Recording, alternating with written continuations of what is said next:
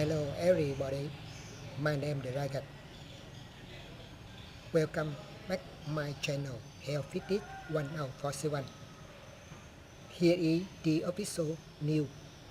Follow me.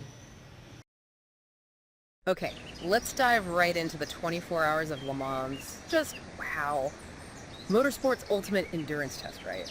And this year, the 93rd time around, it really delivered. It absolutely did.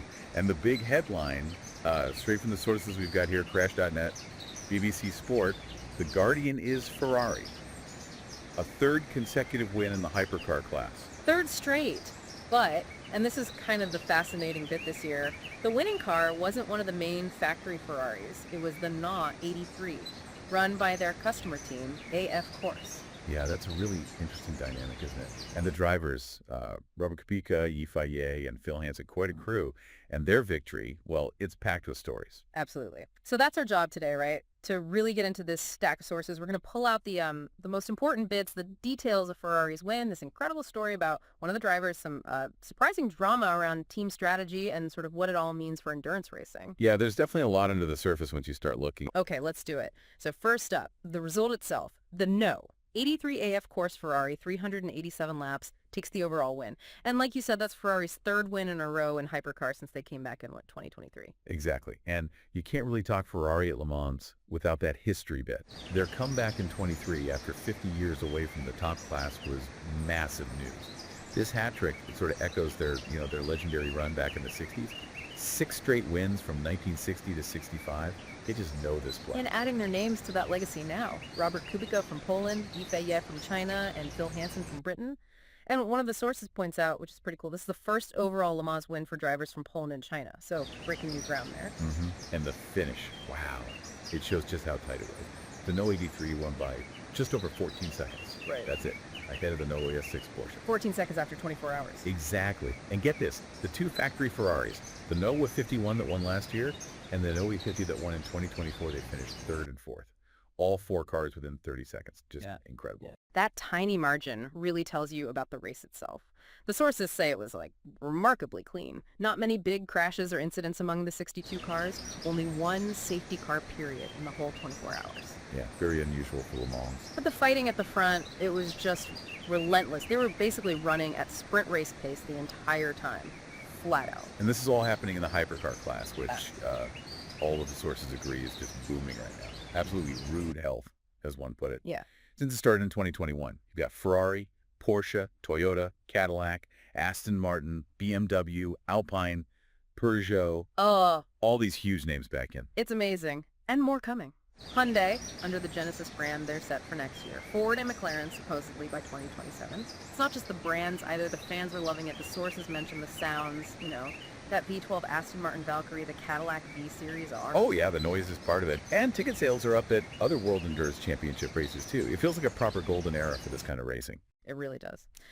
Just quickly, the other class winners, LMP2, the slightly less powerful prototypes, that was Inter-Europol's number 43 car, and LMGT3, the production-based cars, that went to the Manthey Porsche 911 GT3. Good results for them too. Right, great racing everywhere. But let's circle back to that winning hypercar, and specifically Robert Kubica, because his story, which these articles detail, it's just extraordinary. It adds such a huge layer to this win. Oh, absolutely. His background, people in motorsport know it well. Before his accident, he was genuinely seen as one of the absolute top talents in Formula One, up there with Lewis Hamilton. He won the Canadian Grand Prix back in 2008. Just immense potential. And then that awful moment in 2011, a rallying crash, not even F1, but it resulted in these horrific, life-changing injuries, a partially severed right arm, multiple fractures. It basically ended his top-level F1 career right when he was apparently on the verge of signing for Ferrari for 2012. Yeah, the timing was just cruel. And the recovery, it's hard to even imagine. The mental strength, the physical battle. They were talking about injuries that included partial amputation of his forearm, severely limited movement in his right arm and hand. Yet he was back racing just a year later. Incredible resolve. So this Le Mans win, it's not just another victory. The sources call it a remarkable coda, a story of redemption. It really feels like that. And he even made that F1 comeback with Williams in 2019, right? which was amazing in itself. He had to use special control, shifting gears only with his left hand because of the damage to his right. Maybe the ultimate pace wasn't quite there compared to his teammate, but just being back. Yeah, the sport recognized the limitations, even if he didn't focus on them publicly. It's a huge testament to his determination. And since leaving F1 again, he's carved out this really successful career in other categories, and now this, Le Mans winner.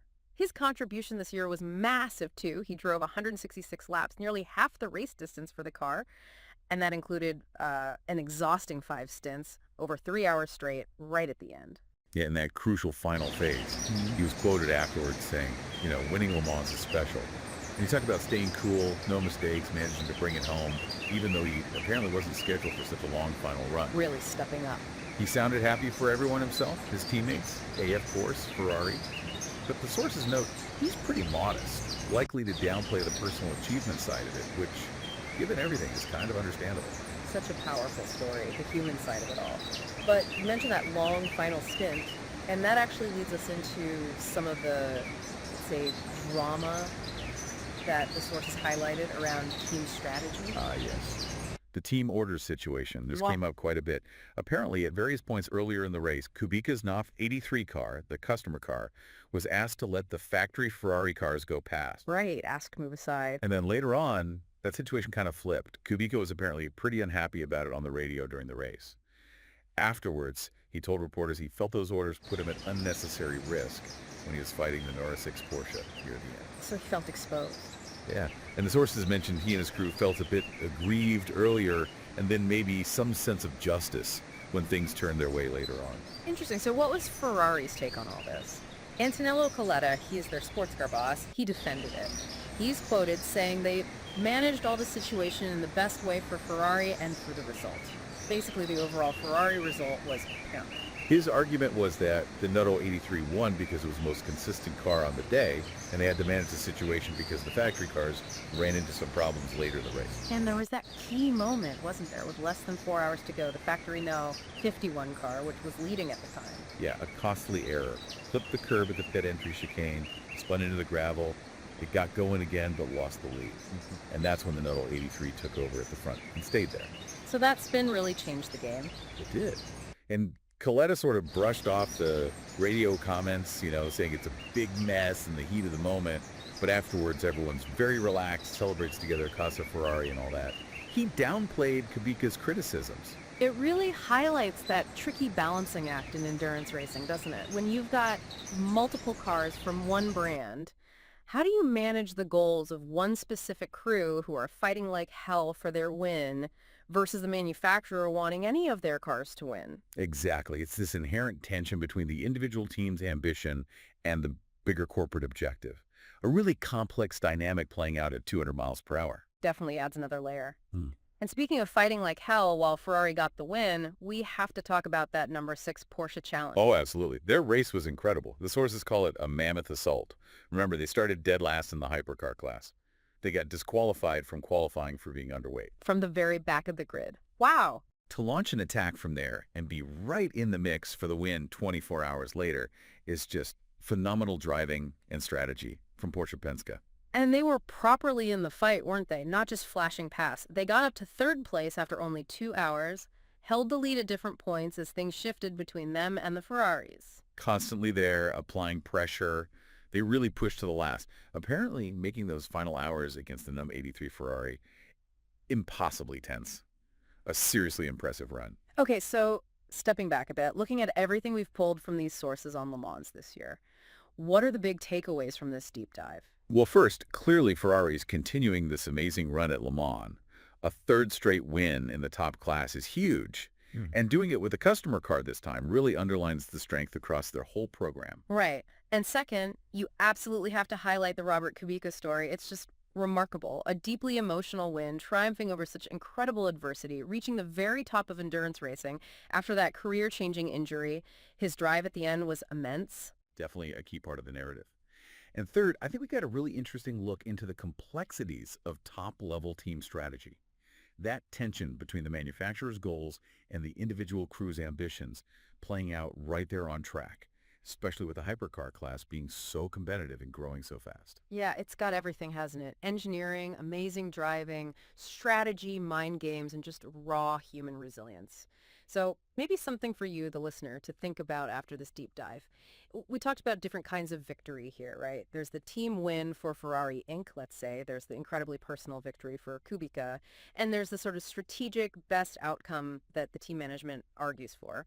What do you think ultimately matters most in a race like Le Mans? And what does this whole story tell us about that unique mix of machine skill and spirit needed to win there?